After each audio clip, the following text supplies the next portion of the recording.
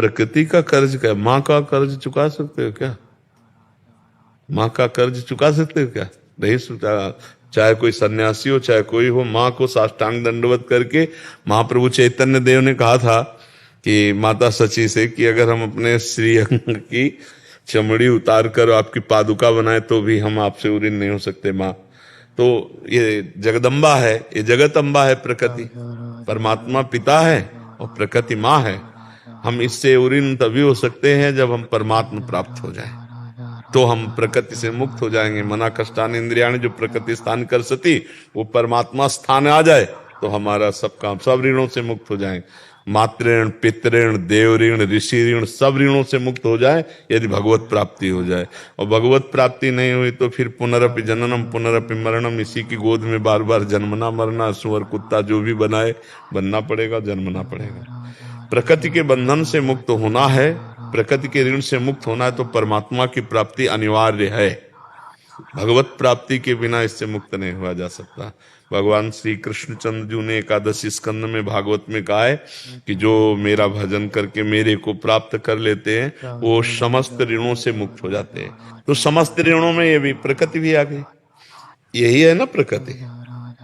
अब आप देखो, जब हम अलग करके देखेंगे तो फिर समझ में आना कठिन हो जाएगा। आप प्रकृति को ऐसे देखते हैं ना?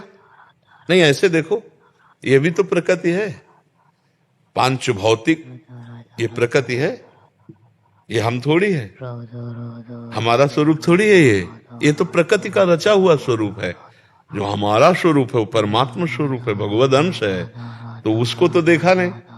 देखो, बड़े आश्चर्य की बात है, 30, 35, 40 के हो गए लेकिन एक मिनट भी अपने आप को नहीं देखा। देखा कभी? एक आपसे कहा जाए देखा, बोले हाँ देखे, ये आपका स्वरूप नहीं है, ये प्रकृति के द्वारा रचा हुआ है। ये भी तो प्रकृति का रचा हुआ है। अंतःकरण वो भी प्रकृति का है, स्वभाव वो भी प्रकृति का है। तीनों गुणों से 3 शरीर बने हुए हैं, स्थूल, सूक्ष्म और कारण।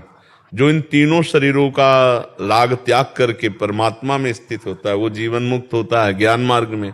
और जो तीनों शरीरों को भगवान के चरणों में समर्पित करके निरंतर भजन करते हुए, अश्रु प्रवाह करते हुए, रुदन करते हुए भगवान को पुकारता रहता है, वो भक्ति के द्वारा भगवान को प्राप्त कर लेता है। 2 ही मार्ग पुष्ट मार्ग है, एक ज्ञान और एक ये भक्ति। कर्मयुग तो दोनों तरफ हो सकता है, ज्ञान का भी उसमें और भक्ति का भी उसमें, लेकिन स्वतंत्र भगवत प्राप्ति के जो मार्ग हैं वो जैसे भक्ति है ऐसे ज्ञान योग है। बिना ज्ञान के माया से तरना कठिन है और बिना भगवान के प्रेम के शुद्ध ज्ञान होना कठिन है। इसलिए उत्तम जब हम आते हैं तो भक्ति आती है, उसी के पुत्र हैं ज्ञान वैराग्य। तो नाम जप करो, भगवान के आश्रित रहो, भगवान की कृपा मनाओ, वही हमें प्रकृति से मुक्त कर देंगे। प्रकृति का उपकार नहीं है, प्रकृति में हम फंसे हुए हैं, हमें छूटना है प्रकृति से। प्रकृति का उपकार नहीं है। क्या उपकार है प्रकृति का? प्रकृति हमें जल दे रही है, वायु दे नहीं तो प्रकृति का ही पोषण कर रही, हमें थोड़ी जल चाहिए। हमारा जो स्वरूप है उसे कभी पानी थोड़ी चाहिए। नैनम छिंदन्ति शस्त्राणि नैनम दहति पावका न चैनम क्लेदयन्त्यापो न शोषयति मारुता। जल उसे भिंगाया नहीं सकता, आग उसे जला नहीं सकती, अस्त्र उसे छेद नहीं सकता, जो हमारा स्वरूप है। अब ये प्रकृति से रचा हुआ शरीर है, इसको जरूरत है क्षितिजल पावक गगन समीरा, तो इसको वही वायु की जरूरत है। किसको? प्रकृति को।